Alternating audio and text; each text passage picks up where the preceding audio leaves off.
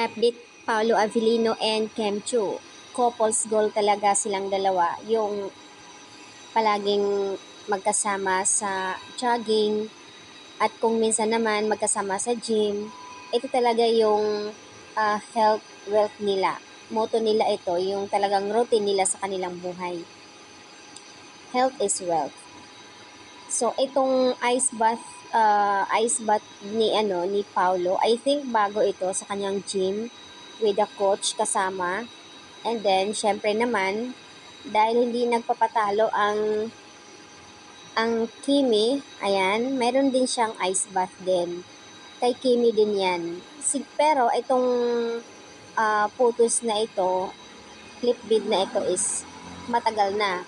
At dahil nga naungkat din ng mga Kim Pao fans, ang galing nila maghalukay ng mga old video.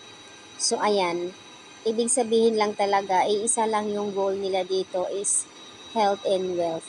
So nakakatuwa naman.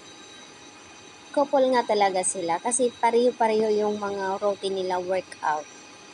Nagkakaintindihan talaga ang Kim Pao. Nakapost na to sa kahapon pa sa IG ni Pao and then sa kanyang Facebook. Ayan, kasama ang mga coach niya dito. Ayon sa kanila, bagong gym daw ito ni Pao and then sa ice bath, bago din daw ito. Siyempre, dahil nga mahilig sila sa gym. And syempre mas nauna pang nagkakaroon si Kim. Si Kim naman is sa kanya bike, treadmill, and then meron din siyang ice bath.